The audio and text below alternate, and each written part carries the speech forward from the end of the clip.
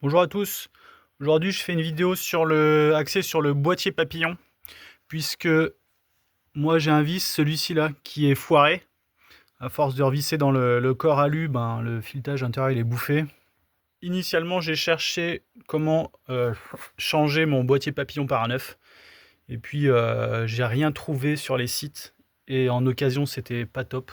Donc je suis parti sur taraudage. Donc là je vais retarauder le vis.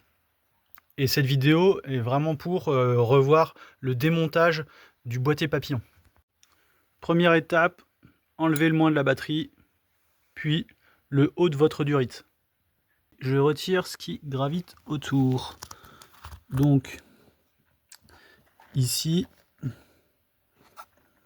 en dessous, de toute façon vous allez voir, c'est très logique. Les deux vis ici. On fait du ménage pour pouvoir ensuite attaquer ces deux vis à laine.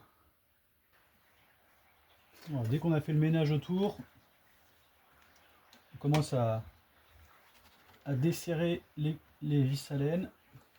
À savoir que pour ma part, je prépare les vis depuis au moins 2 jours, avec le soir à la débauche.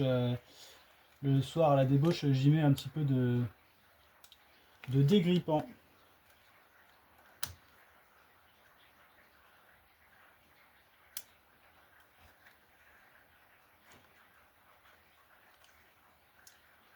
Là j'ai fait un système pour pouvoir dévisser sans péter mes calènes, parce que bon, je sais pas à quel point ça va être chaud de le dévisser vu que ça n'a jamais été fait.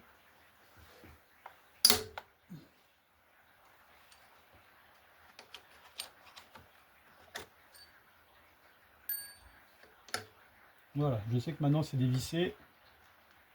En dessous il y en a une troisième. Je la distingue pas bien, mais au niveau de la pointe de mon tournevis là, on la voit un petit peu mieux. Elle est ici. Et je vois que sur ma 147, je vais en chier pour pouvoir y accéder. Peut-être cette vidéo, elle pourra du coup être utile pour ça. Du coup, il s'avère que la meilleure solution et la plus pratique, c'est d'enlever la batterie. Donc allez-y direct, faites-vous pas chier. Et on accède directement au vis. Voilà. Ok. Pas facile, hein. Mais bon, ça se fait. Ça se fait, il n'y a plus qu'à maintenant. Alors.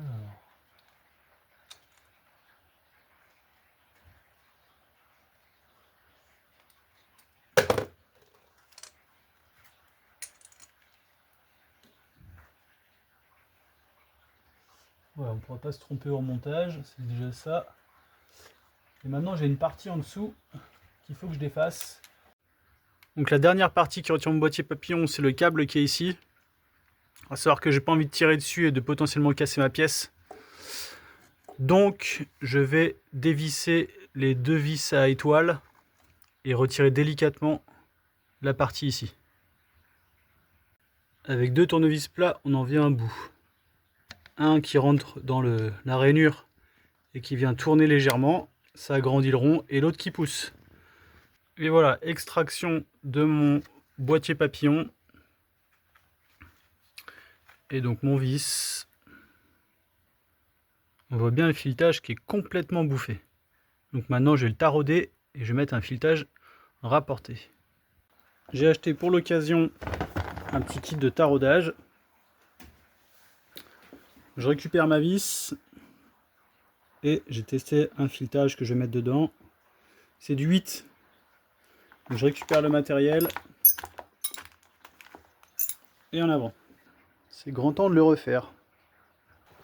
Le principe du taraudage du coup c'est de recreuser la partie qui est lisse avec un forêt fileté au bon diamètre. Je vous conseille de regarder des vidéos de personnes qui en ont fait le sujet principal de leur chaîne. Ils seront bien plus qualitatives. Mais l'idée c'est ça. On creuse, on revient un petit peu en arrière pour casser le filet, etc. etc.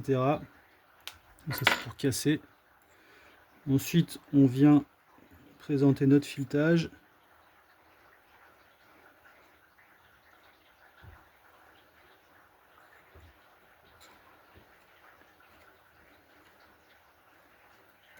Et du coup, ce filetage va être beaucoup plus costaud que l'ancien, puisque c'est pas de l'alu. Peut-être que je pourrais en mettre deux, tiens, on va savoir. J'ai pas testé, j'ai pas pensé. Ouais, je pourrais peut-être en mettre un et demi. Je vais tester de faire un bricolage comme ça. En tout cas, une fois que la tige elle est au fond, il faut la casser. Du coup, on a un petit outil comme ça, et il vient péter la tige.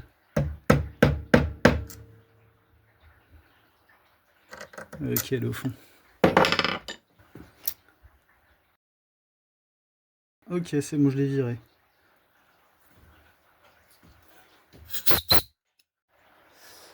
Alors, comme j'ai de la marge sur mon filetage, j'en ai bien mis un deuxième. Elle est au fond. Et je vais venir sectionner cette partie-là, supplémentaire, pour avoir un filetage vraiment complet. Ok, voilà le résultat. Maintenant, j'ai un nouveau filetage, ça m'aura évité d'acheter un nouveau boîtier papillon. Au moins, je suis prêt à retarder d'autres pièces si j'ai besoin un jour. Place au nettoyage et au remontage. Au passage, j'en ai profité pour refaire des trous dans ma plaque d'obstruction de vanne EGR. Donc j'ai fait un de 6 et deux de 4. Et on verra si ça enlève mon voyant. Il s'avère qu'en remontant ma pièce, j'ai défait le petit tuyau du dessous. Donc je vais vous montrer à quoi ça ressemble au passage. C'est un petit tuyau, mais il est beaucoup plus dur que ce que je pensais. Donc il va être facile à remettre.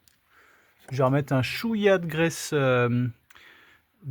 céramique sur les extrémités plastiques et je vais le renfoncer dedans, ça va être facile. Donc vous pouvez l'enlever au démontage en tirant dessus, c'est vous qui voyez. Au moins vous aurez vu à quoi ça ressemble. Alors c'est parti pour le remontage.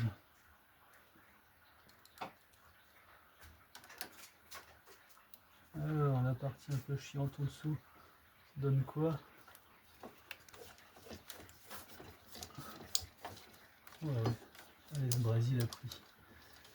Il a pris. Donc là j'ai mis grossièrement mes 3 vis.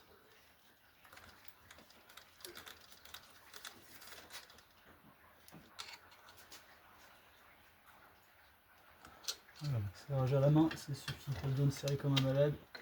Et bien vu que ces pièces là sont assez fragiles.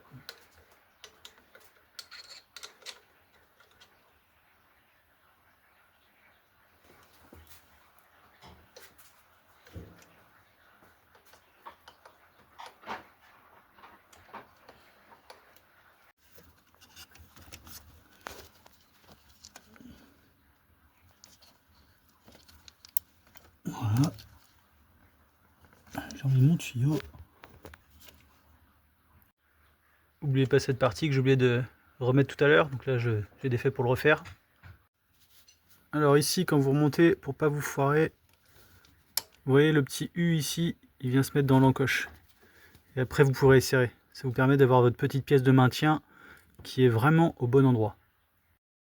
J'en profite d'être ici pour vous parler un peu de la durite supérieure. Du coup, je l'avais changé il y a belle lurette parce que ça avait cassé par une qui a 4 rangées de fils et qui est beaucoup plus costaude de Shecky Redox. Et beaucoup plus costaude. Ici, il y a une.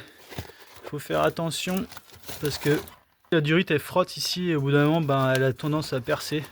Donc si vous avez un petit bout de plastique ou de mousse à foutre ici, c'est pratique, ça la protège. Voilà pour la durite supérieure du turbo. Le but de cette vidéo, c'était de montrer le démontage-remontage du boîtier papillon sur Alfa Romeo 147. C'est chose faite. Je vous souhaite une bonne fin de journée. Allez, ciao!